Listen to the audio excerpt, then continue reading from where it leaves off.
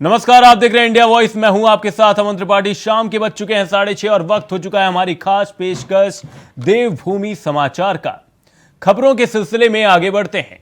चमोली जनपद में STP plant पर हुए हादसे के बाद जहां सरकार एक्शन मोड में नजर आ रही है, वहीं अधिकारी और कर्मचारियों के खिलाफ कार्यवाही करने के लिए जांच के आदेश दे चुकी है। वहीं दूसरी तरफ अब इस मामले पर सियासत तेज होने लगी है। देखिए हमारी एक खास रिपोर्ट। चमोली जिले में 16 की जान का जिम्मेदार कौन, इसको लेकर उत्तराखंड की सियासत के सवाल रोज सरकार के लिए सरदर्द बन रहे हैं, जिसमें कांग्रेस भाजपा सरकार पर तो भाजपा विपक्ष पर आरोप लगाने का काम कर रही है। कांग्रेस का इल्जाम है कि इलाज के लिए ऋषिकेश एम्स अस्पताल में भर्ती मरीजों को सरकार ने अधर में छोड़ने का काम किया है। विपक्ष आरोप लगा रहा है कि सरकार का पूरा तंत्र फेल साबित हुआ है। आरोप है कि बीजेपी प्रदेश अध्यक्ष भी हेलीकॉप्टर से जाते हैं, सरकार के दूसरे मंत्री भी बड़ी सुविधा लेकर वहां पहुंचते हैं, मगर घायलों की परवाह नहीं की जाती।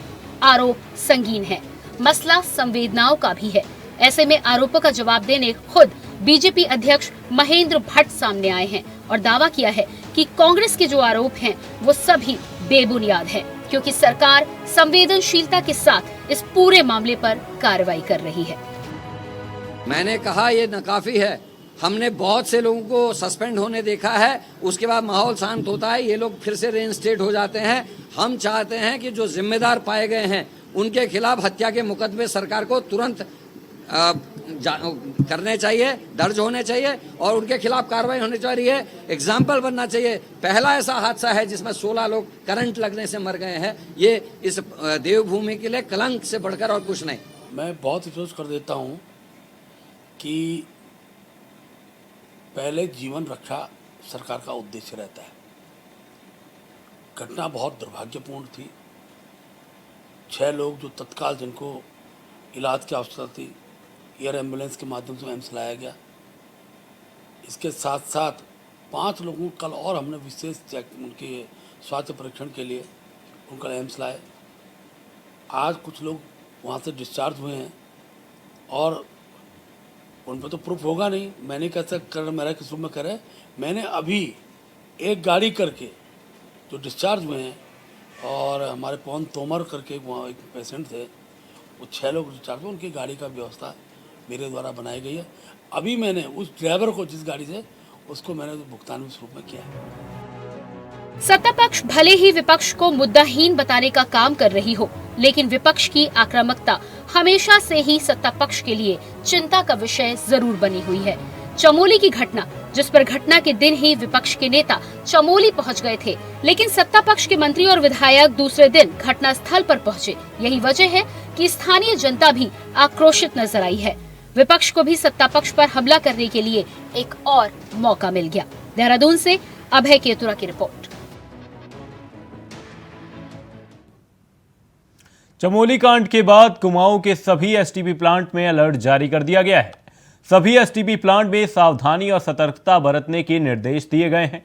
चमोली में हुई घटना के बाद कुमाऊं कमिश्नर दीपक रावत ने सभी एसटीपी प्लांट, औद्योगिक इकाइयों और उत्तराखंड पावर कॉरपोरेशन लिमिटेड के सबस्टेशन में उपकरणों की सुरक्षा को सुनिश्चित करने के निर्देश दिए हैं। साथ ही यूपीसीएल के अधिकारियों को निर्देशित किया गया है कि सुरक्षा के लिहाज से सभी इकाइयों को एक बार फिर से निरीक्षण करने के निर्देश दिए गए हैं।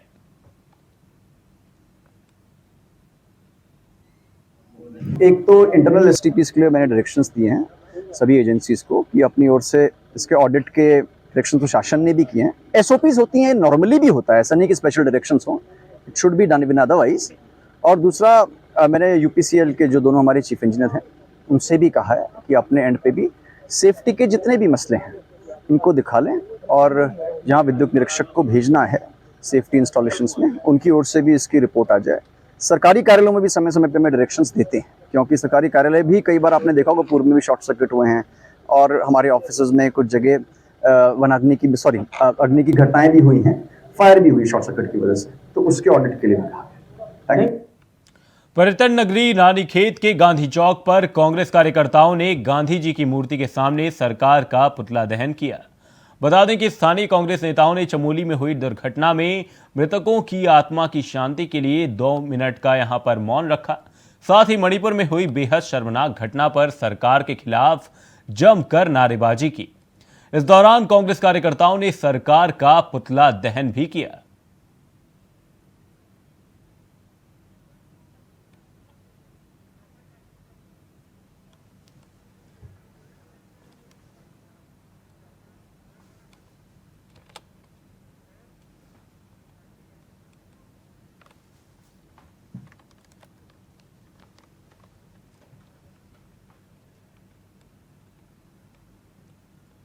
मणिपुर हिंसा को लेकर उत्तराखंड कांग्रेस कमेटी की तरफ से एस्ले हॉल चौक के पास मोदी सरकार का पुतला फूंका गया। साथ ही पीएम मोदी पर तंज कसते हुए कांग्रेस ने पीएम मोदी समेत मणिपुर सीएम से इस्तीफे की मांग की। साथ ही कांग्रेस प्रदेश अध्यक्ष करण माहरा और कांग्रेस नेताओं ने मामले में दोषियों को फांसी देने की मांग की है।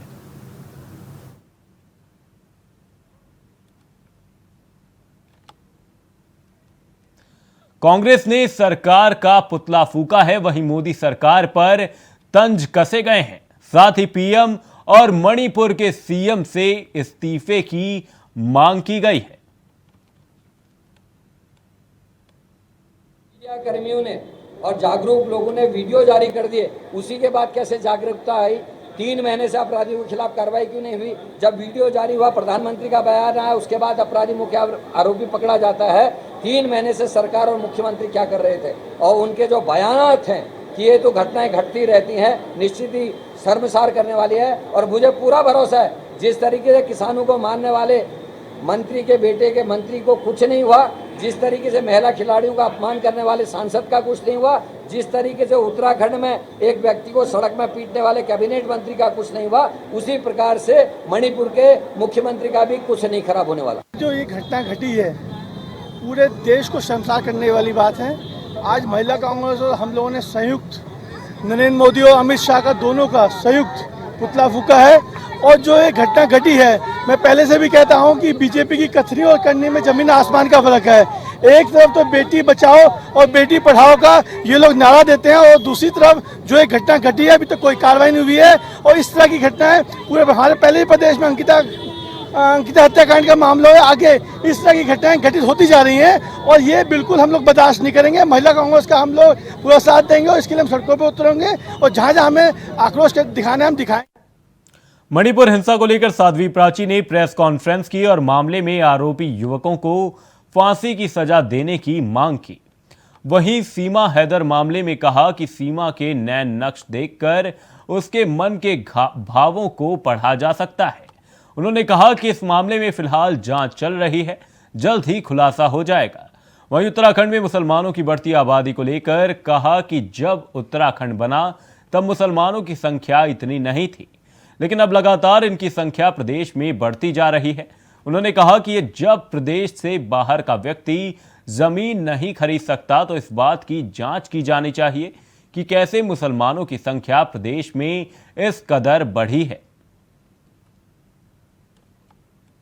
मणिपुर के अंदर जो घटना हुई है वो एक शर्मनाक घटना है, और जो दरिंदे हैं जिन्होंने उन बच्चियों के साथ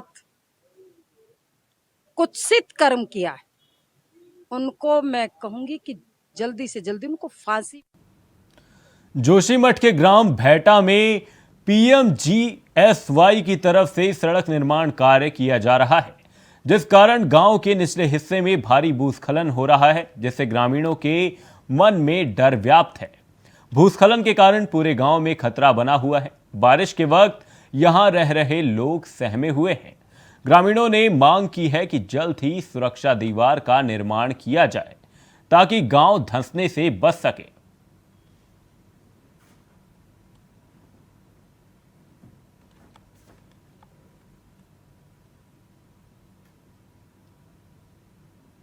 के नीचे से पीएमजीएसवाई की रोड गई है, जिस कारण हमारे मकान के नीचे रोड की कटिंग से सलाइड बन गया है, जिस कारण हमारे मकान एवं आसपास की मकान को काफ़ी खतरा बना हुआ है।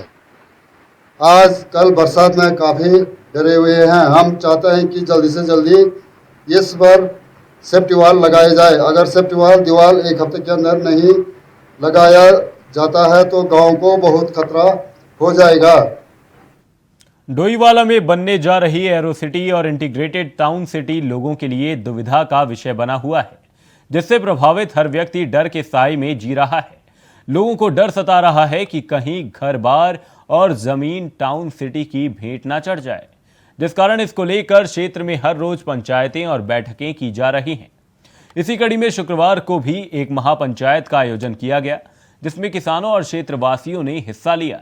वहीं कांग्रेस के वरिष्ठ नेता हरक सिंह रावत और पूर्व कांग्रेस विधायक हीरा सिंह बिष्ट भी बैठक में शामिल हुए।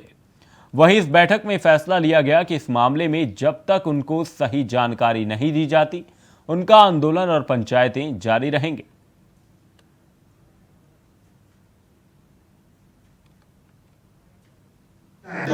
इसमें सभी राजनीतिक दलों के जो स्थानीय नुमाइंदे हैं वो सब शामिल हुए हैं।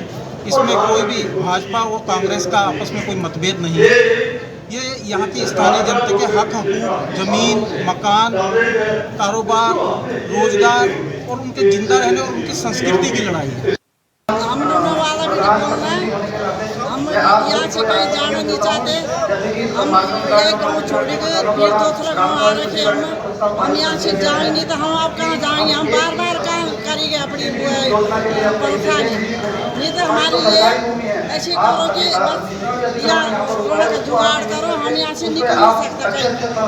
हमारी यही रण की सलाह है। हम इधर उधर कहीं नहीं जाते। हम और द्वार नीचे हम जा ही नहीं सकते। हम अपने गाँव छोड़ नहीं सकते। खबरों के सिलसिले में वक्त है एक छोटे से ब्रेक का। ब्रेक के उस पार खबरों का सिलसिला रहेगा जारी। ब्रेक के बाद एक बार फिर से आप सभी का स्वागत है इंडिया वॉइस में। आप देख रहे हैं देवभूमि समाचार। खबरों के सिलसिले में आगे बढ़ते हैं। खबर देहरादून से है, जहां सब्जियों के दाम आसमान छू रहे हैं।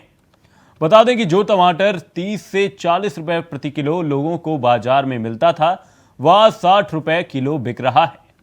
हालांकि कुछ दिनों पहले टमाटर के दाम 200 रुपए तक चले गए थे। इस दौरान सीएम धामी ने मंडी का निरीक्षण किया और जनता को सब्जियों के दामों में राहत दिलाने का आश्वासन दिया। बता दें कि अब मंडी समिति द्वारा हर दिन सब्जियों का भाव तय किया जाता है, लेकिन फिर भी कहीं ना कहीं जनता की जेब ज्यादा ढीली हो रही है। महंगाई को लेकर बीजेपी के प्रदेश अध्यक्ष महेंद्र भट्ट का कहना है कि मानसून के सीजन में सब्जियों के दामों में बढ़ोतरी होती है, लेकिन हमें दूसरे राज्यों से प्रेरणा लेनी चाहिए। जिन सब्जियों की उपज मानसून में कम होती है, उसका इस्तेमाल कम करना चाहिए। काल में चीज़ें आती है, दिक्कतें आती है, लेकिन दूसरे देशों में प्रेरणा लेनी पड़ेगी।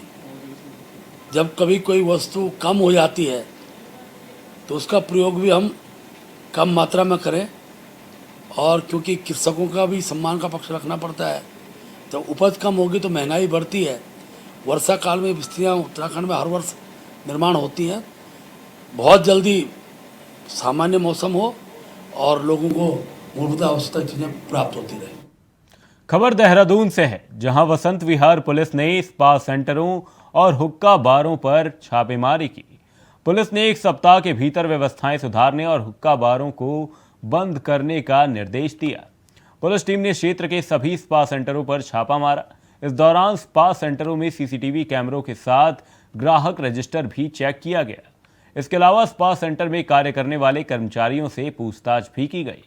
इस दौरान कई स्पा सेंटरों में रजिस्टर में ग्राहकों की जानकारी दर्ज नहीं थी, तो वहीं कई जगह सीसीटीवी और अन्य खामियां मिली, जिसके बाद पुलिस एक्ट 81 के तहत 5 स्पा सेंटरों का चालान कर दिया गया। साथ ही चालान कर न्यायालय को भेज दिया गया, जबकि पुलिस एक्ट 83 में 28 चालान कर 60,500 रुपए जुर्माना वसूला गया।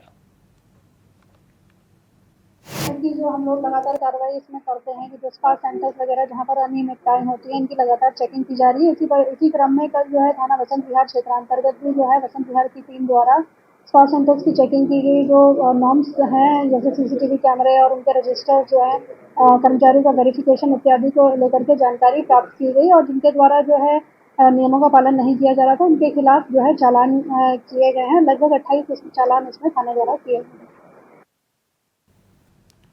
वसंत विहार पुलिस ने थाना क्षेत्र अंतर्गत संचालित हो रहे स्पा सेंटरों और हुक्का बारों में छापा मारा। स्पा सेंटरों में अनियमितताओं मिलने पर उनके खिलाफ चालानी कार्रवाई कर जुर्माना वसूला गया। पुलिस ने सभी को 1 सप्ताह के भीतर व्यवस्थाएं सुधारने के निर्देश दिए हैं। कार्रवाई के दौरान हुक्का बार बंद मिले। वहीं पुलिस टीम ने क्षेत्र के golden leaf, angel, elite, black orchid, the dream, monsoon, blue height, amazing, divine, wellness, smile, sunshine, galaxy व प्लेजर स्पा पर छापे मारे। इस दौरान स्पा सेंटरों में सीसीटीवी कैमरों के साथ ग्राहक रजिस्टर चेक किया गया। इसके अलावा स्पा सेंटर में कार्य करने वाले कर्मचारियों के सत्यापन के संबंध में पूछताछ की गई। इस दौरान कई स्पा सेंटरों में रजिस्टर में ग्राहकों की जानकारी दर्ज नहीं थी।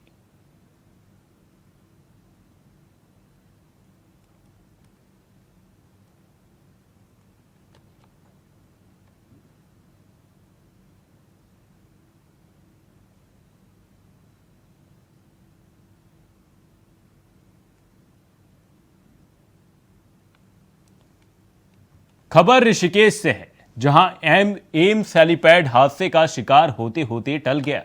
बता दें कि स्वास्थ्य मंत्री डॉक्टर धन सिंह रावत का हेलीकॉप्टर उतरते वक्त अचानक हेलीपैड पर एक स्ट्रेचर की सीट हवा में उड़कर पंखे के करीब तक पहुंची।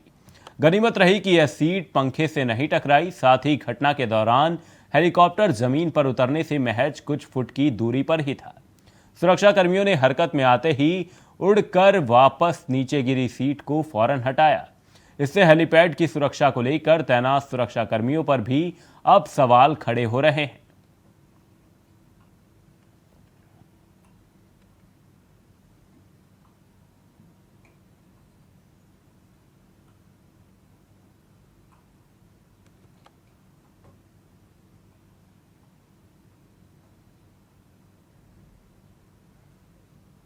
रुड़की में 10 दिवसीय निःशुल्क हेरिटेज टूर गाइड ट्रेनिंग का शुभारंभ हुआ।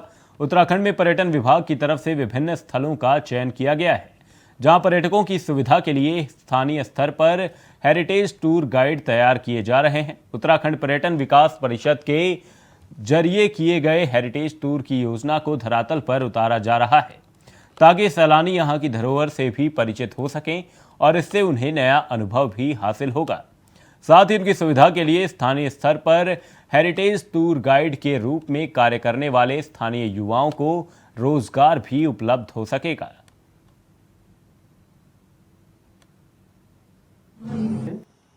हेरिटेज टूरिस्ट गाइड का इनॉग्रेशन हुआ है। ये एक अच्छी पहल है टूरिज़्म उत्तराखंड डिपार्टमेंट की तरफ से, और जितने भी यहाँ क्षेत्रीय लोग हैं जिनको यहाँ पे ट्रेंड किया जाएगा, वो आगे जाके भविष्य में अपने फ्यूचर को इसके थ्रू आगे सफल बना सकते हैं, इसमें आमदनी ले सकते हैं। फिलहाल के लिए हमारी खास पेशकश देवभूमि समाचार में सिर्फ इतना ही। देश और दुनिया से जुड़ी तमाम बड़ी खबरों के लिए देखते रहिए इंडिया वॉइस। धन्यवाद।